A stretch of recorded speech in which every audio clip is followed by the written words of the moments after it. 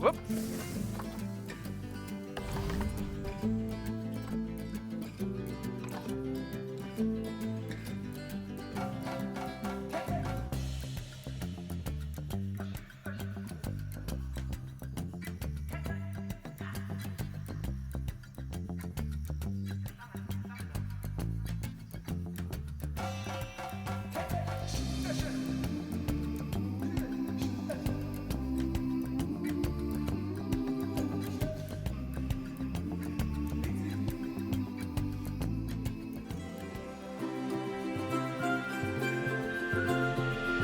Welcome to Madagascar. It's quite the change of scenery from dreary old England, huh? Apart from the weather, I suppose. They don't call these places rainforests for nothing. The zoo you'll be working in is an ape sanctuary, where we're doing vitally important conservation work. Not just for apes, but for all kinds of species. But apes, well, apes are some of the closest relatives to humans there are. And yet, the way the world treats them is like, well, very much like some of us treat our actual relatives. Anyway, that's why I'm determined that our operation here does some good. If we can all leave some part of the world in a better state than we found it, we'll have lived lives worth living. And speaking of states, I have a horrible feeling I left the house in the right one. When I get back, I expect my life won't be worth living at all.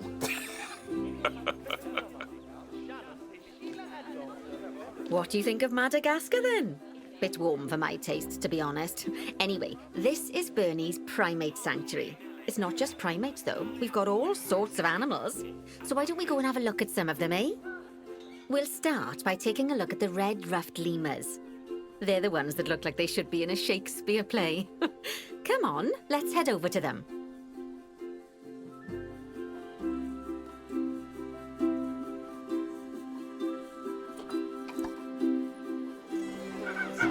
Red-ruffed lemurs are found in the rainforests of Masoala. That's in northeast Madagascar.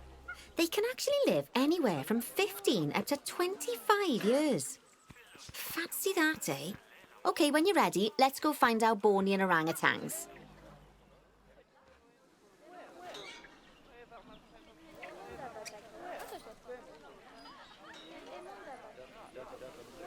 The Bornean orangutan is such a marvellous creature.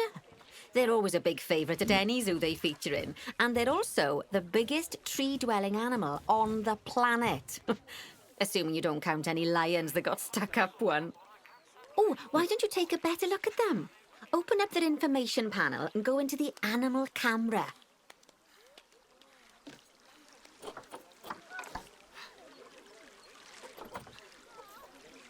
Aren't they just incredible? When you're ready, let's go and have a look-see at some of our beautiful bonobos. They're quite the characters.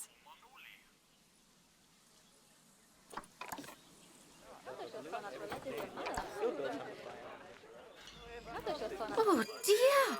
It looks like we've arrived just in time. One of the habitat's barriers has collapsed. And wouldn't you know it, one of the bonobos has made a run for it. We'll need to catch them. But before we do, we should box up the other bonobos to stop them escaping too. Select the habitat boundary to bring up the habitat information panel. Good, now open the Animals tab. And click on Box All Animals to box up the remaining bonobos.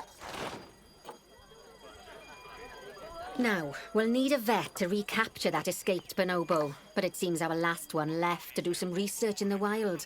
Not an ideal situation. So, we'll need to hire a replacement, sharpish.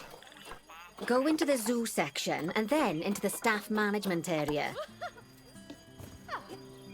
Great, now let's deal with our escapee before they can cause too much havoc. Use the animal alerts to jump to the escaped bonobo.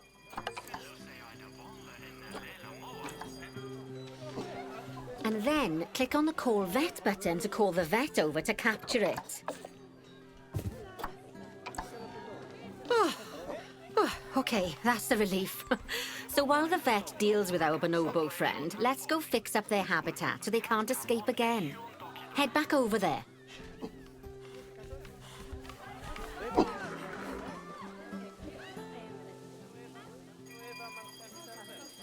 As you can see, the barrier's collapsed. Someone's taken their eye off the ball, obviously. Let's get this one replaced.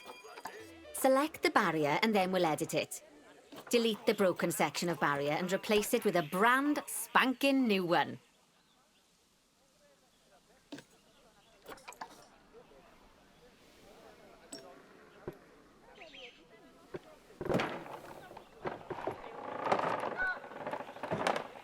Good.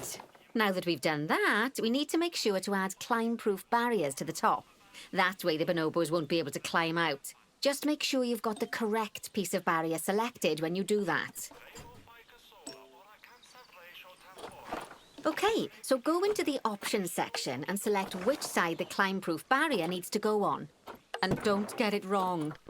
We're more worried about bonobos climbing out than guests climbing in.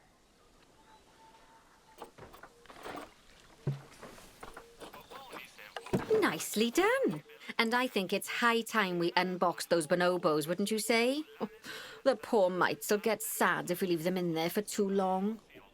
Select the habitat barrier to bring up the habitat information panel again.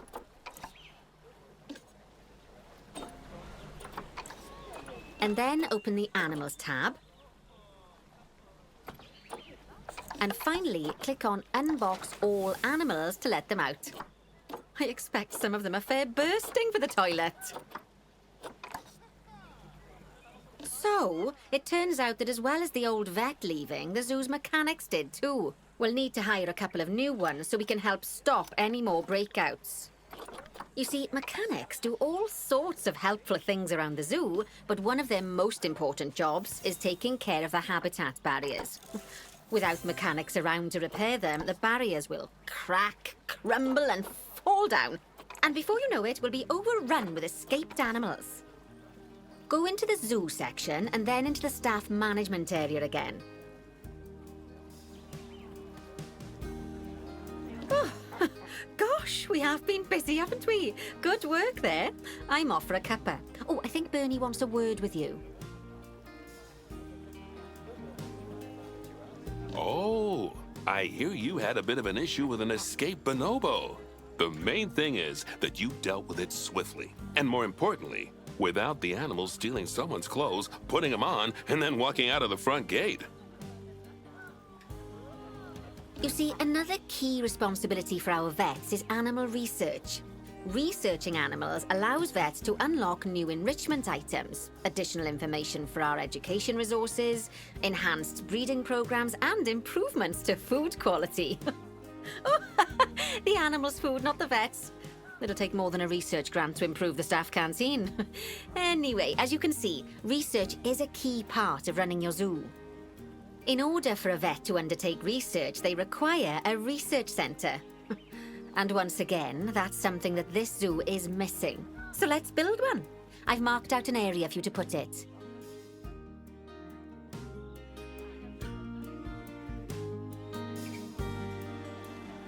Now, you've probably noticed that there's already a building where I want you to build the research centre.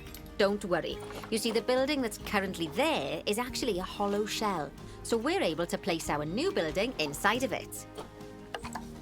If you select the research centre for placement and then hover over the shell, you'll see that it asks if you want to add the research centre to the existing building. Okay, click to add it to the building. Oh, but that won't place it in just yet, though. First, we'll need to rotate our research centre so it automatically connects to the path when we place it.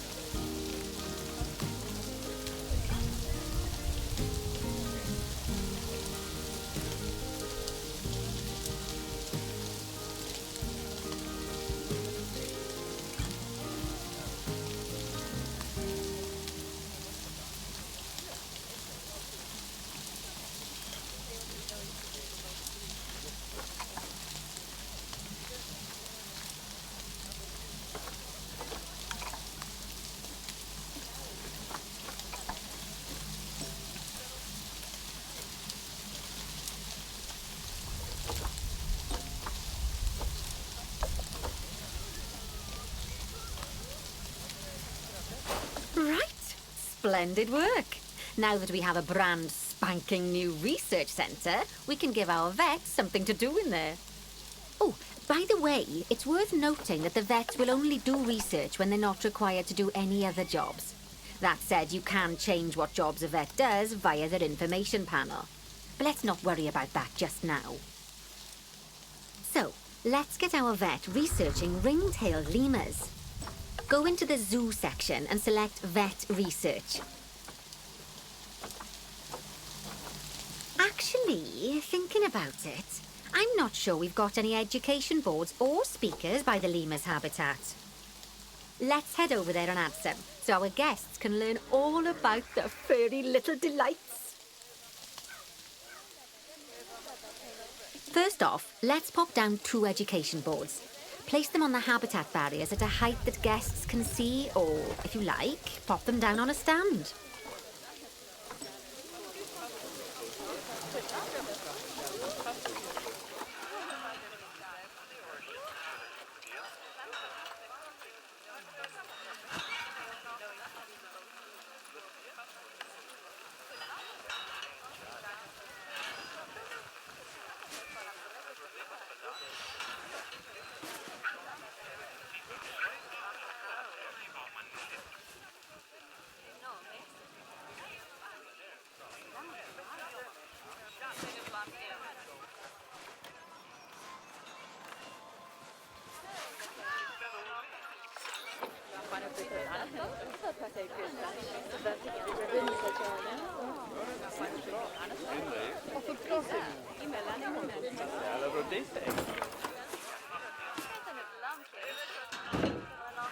Okay, now that they've been put into position, we have to tell them what animal to display information about.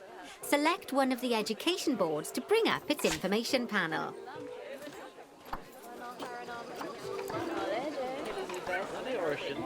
And from the drop-down list, select ring-tailed lemur. Although I'm sure that last part was obvious. When you link an education board or a speaker to an animal, you need to make sure that said animal is close by. If it isn't, the guests will get confused and won't learn as much. Okay, now that we've done the education boards, let's pop down a pair of speakers. Speakers play audio to the guests so they can learn while they look at the animals, instead of having to go through the laborious process of reading. Oh, one thing to bear in mind is that it's important not to put the speakers too close together.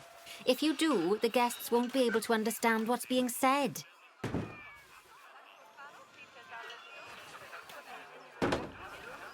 Now we simply need to link the speakers to the ring-tailed lemurs, just like you did with the education boards.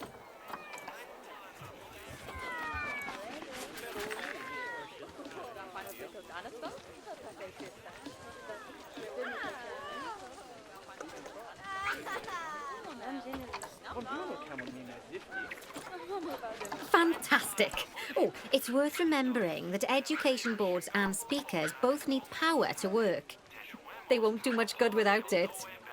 Oh, it looks as though our vet has completed their research on ring-tailed lemurs. We'll need to collect the results. We can do that by clicking on the notification or by going back into the vet research area.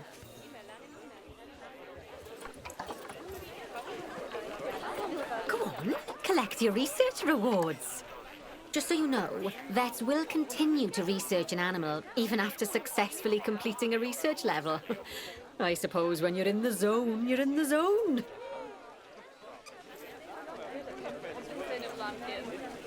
Well, now that we've enriched the lives of our guests, let's enrich the lives of our ring-tailed lemurs. Some animals, like lemurs, will have a climbing need. That means they have a requirement for a certain amount of climbing space, and you can fulfill that requirement by building them a climbing frame. Let's find out how much more climbing space our lemur friends need, shall we? Select one of them and bring up their information panel.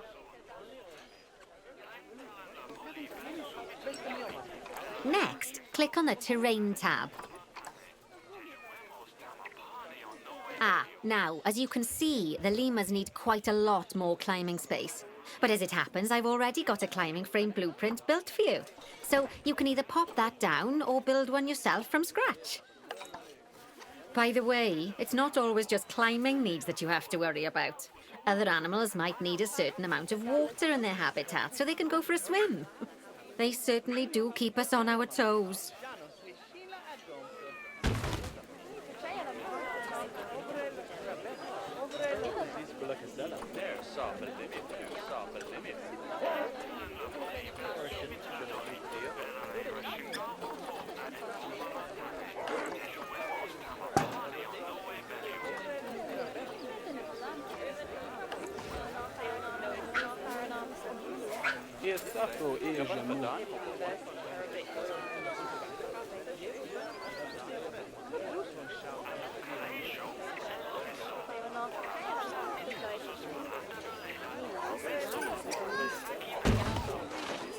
Oh, that's a great climbing frame for them. They're going to absolutely love it. Do you know what would make them even happier, though? Nicer food. But that's true of all of us, though, isn't it? You can unlock better quality food for animals through research. Luckily, we've already unlocked some for the lemurs, so all that remains is to make sure they get served it from now on. Let's bring up the habitat information panel by selecting the lemur habitat.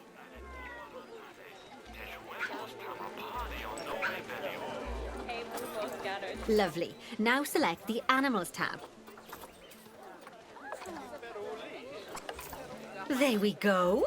As you can see, we can set the food quality in here. Just click on the drop-down menu and select Grade 2 Food Quality. Grade 2 Food Quality. My mouth's already watering. So, a new climbing frame and better food. Oh, you've really spoilt those lemurs rotten. Now, I think it's time we looked at one of the zoo's most important responsibilities, releasing animals into the wild. You see, when we feel an animal is ready, we can release them into the wild. But what makes an animal a good candidate for release? Well, their age is an important factor. I mean, we can't release an animal that's a juvenile, just as we can't release one that's gotten too old. They'll also need to be fertile. After all, the idea is to repopulate the wild, so the best candidate will have a high fertility gene. And together, the age and fertility of a candidate will determine how many conservation credits we'll be rewarded when we release them. Now, conservation credits are vitally important. They're the lifeblood of your zoo, because earning them allows you to adopt even more animals. And what's more, the animals you can adopt will be of a higher quality. So, with that in mind, let's pop over to our orangutan habitat.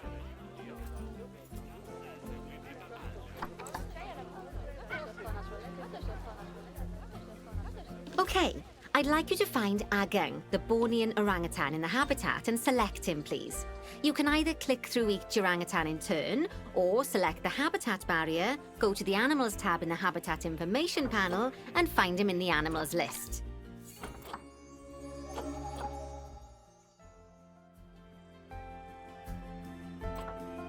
I know it's sad to see him go, but he'll be happy out in the wild.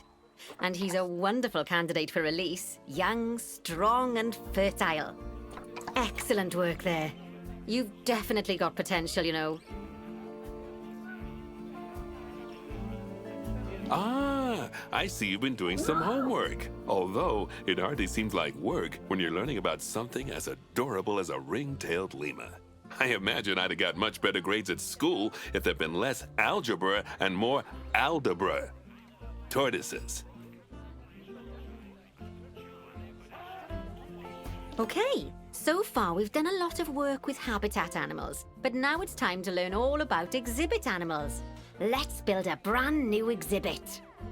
I've marked an area for our new exhibit. How about we head over there?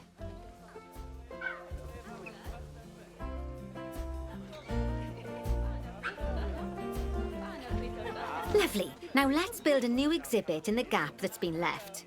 Just add it to the building like we did with the research centre earlier. Then pop it into the gap.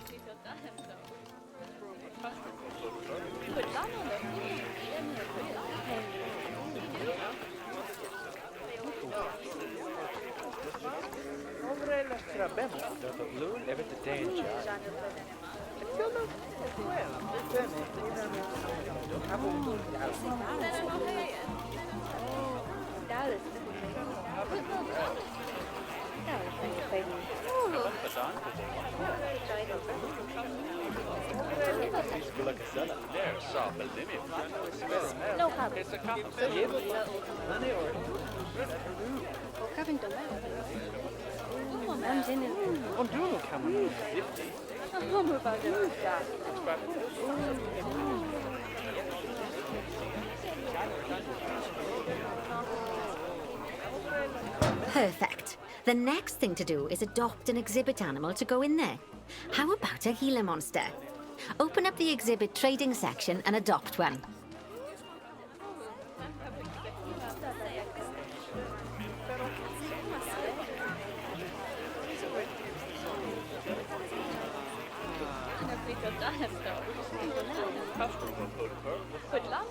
Just as we do with habitat animals, we need to send the Gila monster to the exhibit. Click on the exhibit to send it there.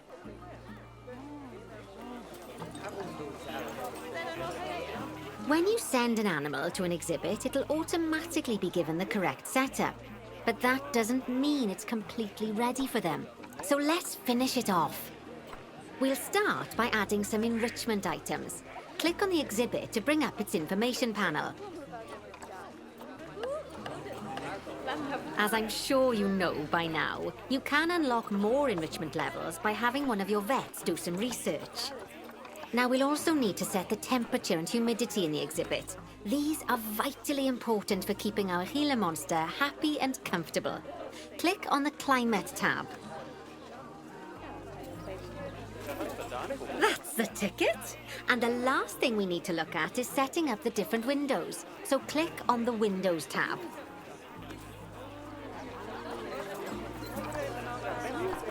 You can edit and customize any of the windows on an exhibit.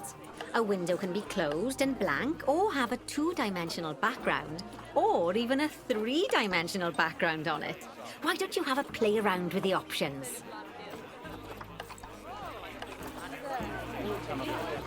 There's also an exhibit education board. Pop them down near exhibits to teach your guests about them. Let's add one now.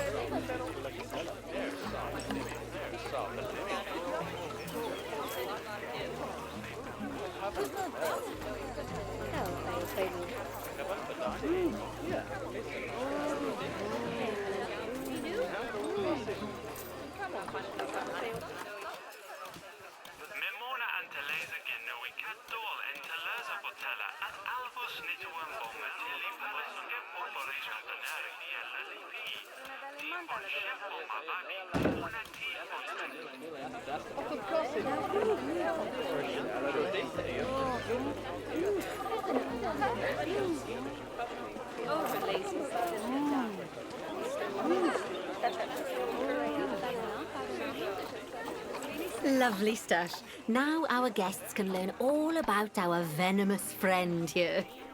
Right, now, I've got a bit of a big job for you. I need you to increase the number of species in the zoo. You'll probably want to adopt both habitat and exhibit animals to do so, which will mean building plenty of new habitats and exhibits for them. Go on, off you pop. I'll check in with you when you're almost done.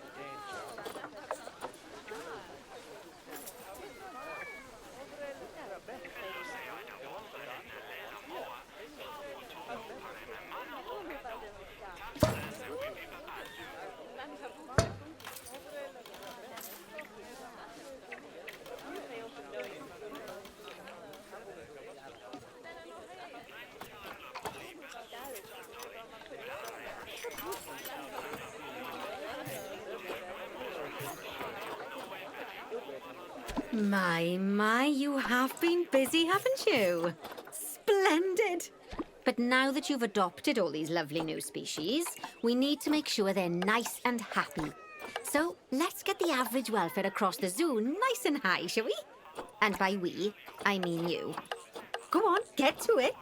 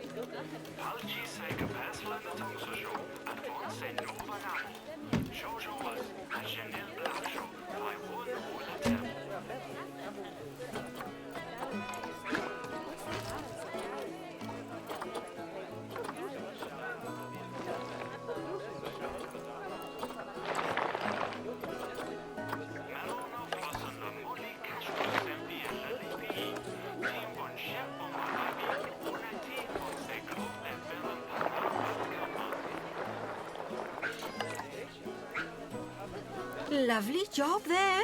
You should be proud of yourself.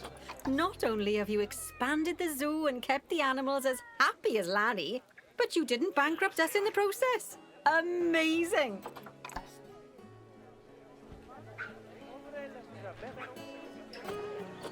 Wow! Well, you've certainly transformed the zoo. I barely recognize it. A wonderful new exhibit, some fascinating new species, and you've done wonders for the animals' welfare by enriching their habitats. Who doesn't love playing with a 3-foot wide soccer ball, huh? I mean, other than professional soccer players. I'm sure it wasn't easy, though. I expect money was tighter than a possum's pouch. Plowing all those funds back into the welfare of the animals doesn't make running these places a picnic. Although, it does make me feel a little less guilty about how much our gift shops charge. No, as far as I'm concerned, the only reason to run a zoo is to help animal kind. Sadly, it appears some other people have far less noble goals.